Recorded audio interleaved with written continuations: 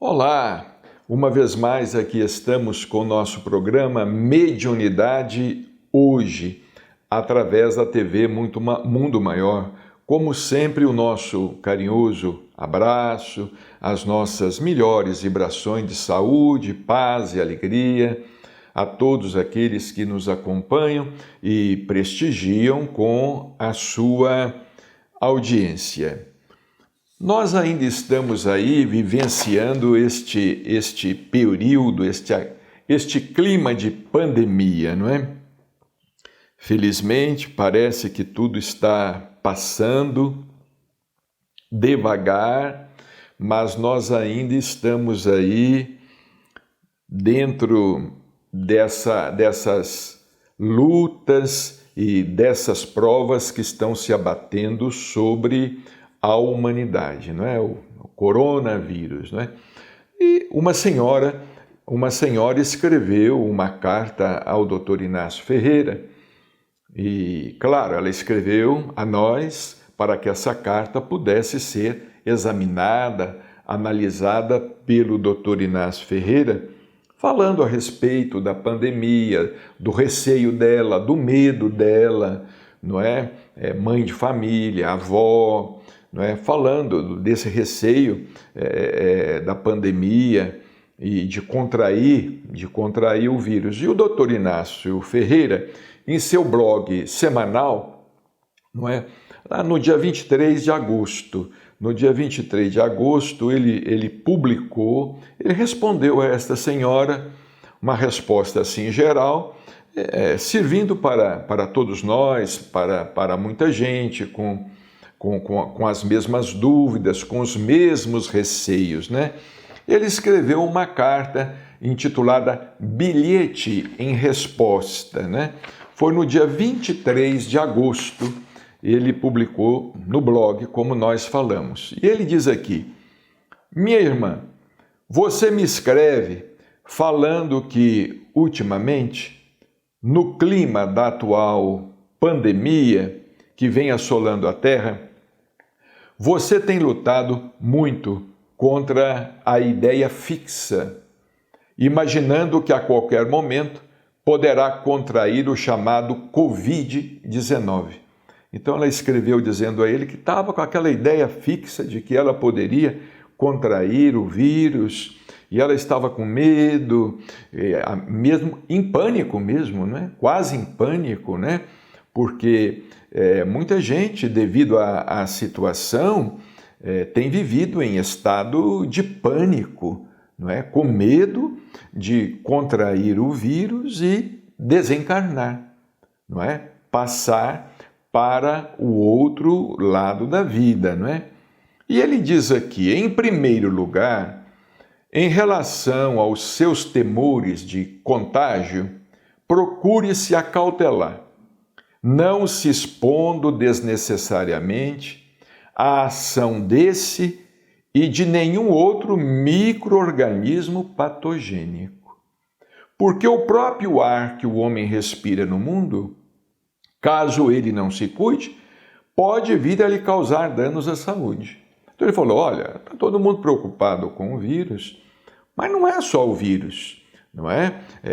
Quem está na Terra tem que se cuidar, né? Porque, como ele diz aqui, o próprio ar, nós respiramos um ar poluído, nós precisamos de cuidar da saúde, tomar os cuidados necessários, ter cautela, não é? Com a saúde, porque o corpo é importante. Não é? É através do corpo que nós temos condições de nos manifestar nesta dimensão. É através do corpo que nós nos estabelecemos aqui. É através do corpo que nós reencontramos aqui, não é? Reencontramos aqui na terra, amigos, familiares, e constituímos um lar, família, trabalhamos e através do trabalho temos oportunidade de desenvolver a inteligência e nos relacionamos uns com os outros, não é? E também desenvolvemos os nossos sentimentos através dessa convivência. Então o corpo é muito importante para o espírito, não é? Porque possibilita ao espírito estar aqui na Terra, que é um educandário. A Terra é a nossa escola, nós estamos aqui em aprendizado. O espírito é imortal, não é? O espírito, não existe morte, mas imaginemos que o espírito vem à Terra com uma dificuldade danada para reencarnar, não é? Difícil para reencarnar, como dizia o Chico, entrar na fila da reencarnação, depois fica aqui 10 anos, 15 anos e parte. Não é? Dizia o Chico, olha, nós estamos aqui, temos que aproveitar o máximo possível, já que estamos aqui,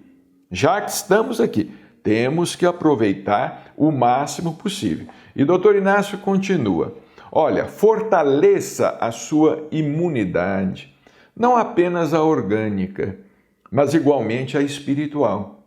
Pouca gente procura cuidar da sua imunidade espiritual, né? Fica preocupado com a vacina, em tomar remédio, e tomar uma vitamina, e se alimentar melhor, se resguardar, ficar dentro de casa, mas não se preocupa com a sua imunidade espiritual. E ele diz aqui, mas igualmente a espiritual, de vez que mais poluída que o ar que os encarnados vivem respirando, é a psicosfera do planeta, com formas mentais inimagináveis, gestadas pelos pensamentos de quantos se transformam em focos de contaminação do pessimismo, da descrença, do desânimo, da inveja, do ciúme, da ambição. Realmente, né? Esse contágio, a gente não pensa no contágio espiritual, né? Esse contágio espiritual é algo muito sério. André Luiz, em seus livros, e principalmente no livro Involução em Dois Mundos, ele fala a respeito das larvas mentais ou das formas pensamento, né? Larvas mentais, formas pensamentos, né? Porque nós estamos aí imersos num oceano, não é? Então, às vezes, nós nos preocupamos com o ar poluído, fumaça, não é? É poeira, mas nós não nos preocupamos com a psicosfera, que está muito mais poluída pela natureza dos nossos pensamentos. Se nós pudéssemos enxergar, essa poluição que existe na psicosfera, devido à natureza dos pensamentos humanos, é uma coisa terrível, né? Seria uma cena dantesca, né? Uma cena dantesca, seria uma cena assim de filme de terror, né? Daqueles mais pesados, né? Se nós pudéssemos enxergar os pensamentos uns dos outros, não é? E esses pensamentos também estão sobre nós. É por isso que ele fala, olha, cuida da imunidade orgânica, mas cuida também da imunidade espiritual. E ele diz aqui, olha, os pensamentos infelizes possuem alta capacidade de contágio, debilitando a saúde psíquica de imensa legião, que não cria defesas contra eles. Não cria defesa contra esses pensamentos, nós estamos aí, vivemos à mercê desses pensamentos, né? Vampirizados. Quantas pessoas vivem aí vampirizadas pelos pensamentos, pelas ideias de pessimismo, descrença, desânimo e tudo mais, né? Pelas notícias, é só notícia ruim muitas vezes, né? Aqui nós não estamos com crítica à imprensa leiga, não é? Mas nós sabemos que a notícia sensacionalista é de maior consumo, infelizmente. Não é? Somos nós mesmos que compramos. Somos nós mesmos que compramos. Quer dizer, essas notícias às vezes atendem aos nossos anseios, esse noticiário sensacionalista. Então a imprensa vive aí alarmando a gente, não é? E vamos repetir, olha, os pensamentos infelizes possuem alta capacidade de contágio, debilitando a saúde psíquica de imensa legião, que não cria defesas contra eles. E com a sua condição psíquica abalada, o homem encarnado se torna duplamente vulnerável, tanto pelo seu corpo perispiritual, quanto pelo envoltório perecível. Não é? Às vezes a gente está sem resistência, a pessoa fala assim, estou com a resistência baixa. Mas às vezes a resistência orgânica, resistência física baixa, é resultado de uma resistência mental baixa. É resultado de uma resistência psicológica baixa. É resultado da ansiedade, do estresse, da insegurança, do medo, da falta de fé, do egoísmo, de não nos prepararmos para as provas e para as lutas, porque nós devemos estar sempre preparados para as provas e para as lutas cotidianas, não é? E quando, por exemplo, a nossa imunidade espiritual cai também a nossa imunidade física, não é? Se a nossa imunidade espiritual está firme, ela favorece a imunidade física. Mas se ela não está firme, ela vai favorecer a debilidade, a fragilidade, não é? Nós vamos adoecer com mais frequência, vamos estar mais expostos, vamos ser mais vulneráveis, não é? O pensamento é vida. Pensamento é poder, o pensamento é vida. Nós temos aí tantas obras que falam a respeito. Uma delas, de Emmanuel, uma obra extraordinária, editada pela Federação Espírita Brasileira, Pensamento e Vida, uma obra fantástica. E ele continua aqui, doutor Inácio, respondendo a esta senhora. Portanto, minha irmã, sob a influência de noticiário excessivamente alarmante e de obsessões oportunistas, de encarnados e desencarnados, não deixe que o medo lhe domine as emoções e a predisponha à indesejável sintonia com outros vírus que não o corona. Não é? Porque a gente fica só preocupado com esse coronavírus, esse Covid-19, né? A gente se abala tanto emocionalmente que outros problemas de saúde podem nos acometer. Não é? Ele fala aqui em obsessão oportunista, como também das infecções oportunistas. Temos as infecções oportunistas, quando a nossa resistência física cai. Obsessão oportunista é quando a nossa resistência moral cai, não é? E permitimos nos influenciar, não é? Por essas ideias de pessimistas. E ele explica aqui, as obsessões oportunistas são aquelas que se valem da momentânea fragilidade psicológica de suas vítimas para se instalarem, dando um trabalhão danado para serem desfeitas, porque costumam fazer sofrer por longo tempo aos que lhes escancaram as portas da invigilância e as deixam entrar.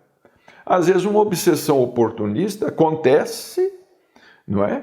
E aquele pensamento fixo, aquela ideia fixa, a pessoa fica com aquela ideia fixa, aquilo acaba por se tornar crônico, não é? A pessoa tem que procurar depois, às vezes, um médico, e vai se valer de medicamentos, vai ao psiquiatra. Existem pessoas que ficam prostradas dentro de casa, não tem doença nenhuma, mas acontece que acontece um circuito de forças mentais, né?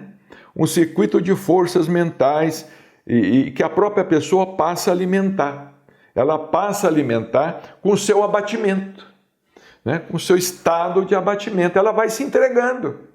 Ela vai se entregando. De repente ela tem insônia, de repente ela tem pesadelo, de repente ela tem inapetência, ela não se alimenta direito, de repente ela não tem disposição para trabalhar, de repente ela não tem disposição para fazer nada dentro de casa, às vezes nem para cuidar de uma plantinha, cuidar de uma planta num vaso, ela não tem essa disposição, ela vai se entregando, e isso acontece com muito maior frequência do que nós imaginamos, e todos nós estamos sujeitos a isso. Se a gente não procurar reagir a essa situação, nós vamos nos transformar em doentes crônicos, né? Portadores das chamadas doenças fantasmas, não é? E ele fala ainda aqui, ore, pois, com mais fervor e frequência do que você tem orado. Ele recomenda a oração, contrapondo-se mentalmente às ideias que, inclusive, têm lhe provocado, olha aqui, noites de insônia, repletas de pesadelos, ante o receio de que possa vir a se contaminar e desencarnar, deixando para trás os seus deveres de esposa e mãe, às vésperas de ser avó do primeiro neto. Ela estava aqui, ela fala para ele na carta que estava às vésperas de ser avó. Realmente é muito frustrante para o espírito o desenlace, deixando tarefas primordiais pela metade. Olha o que o Dr. Inácio diz aqui, que coisa importante, né? Ele falou assim, olha, realmente mesmo, é muito frustrante para o espírito desencarnar, deixando tarefa por concluir aí na Terra, deixando tarefas pela metade, não é? Imaginemos aí o espírito que às vezes tem que deixar o corpo e larga tudo aí, pela metade, não é? A educação dos filhos, a orientação dos filhos, o trabalho, a organização da vida, um trabalho espiritual que esteja começando, né? Uma tarefa que esteja começando, certo, a vida continua, a oportunidade de trabalhar vai existir sempre, não é? Mas deixar tarefas pela metade não deixa de dar ao espírito uma sensação de frustração. É por isso que muitos espíritos desencarnam e do outro lado, eles ficam tristes, eles ficam aborrecidos, eles ainda ficam apegados à família, apegados ao trabalho, às suas realizações, àquilo que estavam fazendo, né? Ficam apegados, porque gostariam de ter concluído e não conseguiram concluir. Aí ele diz aqui, olha, para que este bilhete não se transforme em carta, já tinha se transformado em carta, né? Em segundo lugar, se me permite, prescreva a você outra providência, que aliada à oração lhe será, tenho certeza, de grande valia. Uma vacina extraordinária, cuja patente pertence a Jesus Cristo, e tão somente a Ele, o divino médico de nossas almas. Então ele fala aqui de uma vacina que não é da China, não é da Inglaterra, não é dos Estados Unidos, não é do Brasil. Ele fala aqui de uma vacina extraordinária cuja patente pertence a Jesus Cristo. Estou me referindo à caridade, ou seja, à ocupação do tempo que porventura tenha disponível em seus afazeres domésticos, ocupando ainda as suas mãos e o seu pensamento com qualquer benefício que você possa prestar aos semelhantes. Quer dizer, a pessoa esqueceu um pouco dela, né? Vencer o medo, vencer o receio e procurar pensar no outro. Porque a pessoa começa a pensar só nela, é auto-obsessão. Vira auto-obsessão. Eu vou ficar doente, eu vou desencarnar.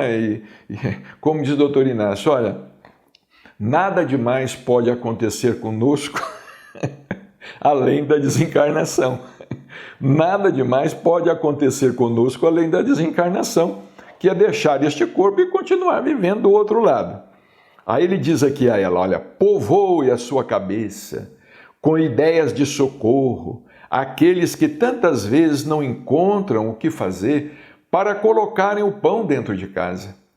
De vez que essa pandemia, que já encaminhou muitos para este outro lado, também está fazendo um estrago social muito grande, sepultando muitas esperanças e sonhos em covas que quase ninguém vê.